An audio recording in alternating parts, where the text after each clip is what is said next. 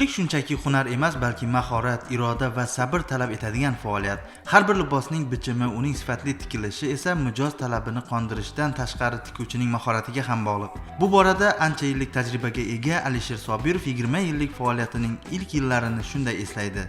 Men 2000-yilda 14 yoshimda hakimlik kursini tashiga shogird turganman. 2005da usta bo'lib chiqib, o'zim mustaqil ish boshlaganman. Birinchi tikkan ishim shim bo'lgan. Endi birinchi ishda sal hayajon bo'ladi-ku. Ish faoliyatimda shu bitta ayolni kostyumini xato ishlaganman. Keyinchalik shu o'z ustimda ishlab, shu xatomni to'g'rilab ishga harakat qilganman. Shundan keyin boshqa xato qilmadim.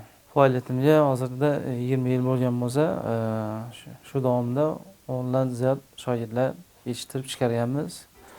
Har bir kiyimning tikilishida har bitta chokiga hatto e'tibor beraman. Mijoz buyurtmasidan ko'ngli to'lishi shart deydi u. Bugun o'nlab shogirdlarga ham ana shu zaylda ishlash muhimligini o'rgatmoqda. Ayollar va erkaklar liboslarining xaridorlari ham ko'p. U tikkan kiyimlar respublika bo'ylab tarqalgan.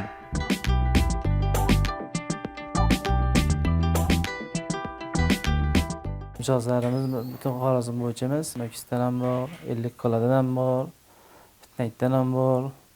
Masalan, Beruniydan ham bor, boshqa viloyatlardan bor, Samarqanddan bor, Toshkentdan bor.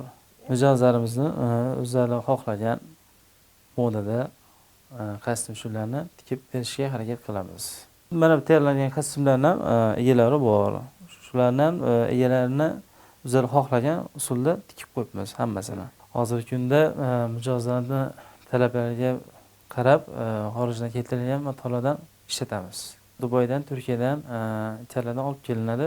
Smoyka varianti va klassik va o'zlari xohlagan tanlab keladigan modani biz tikib berishga harakat qilamiz shuni.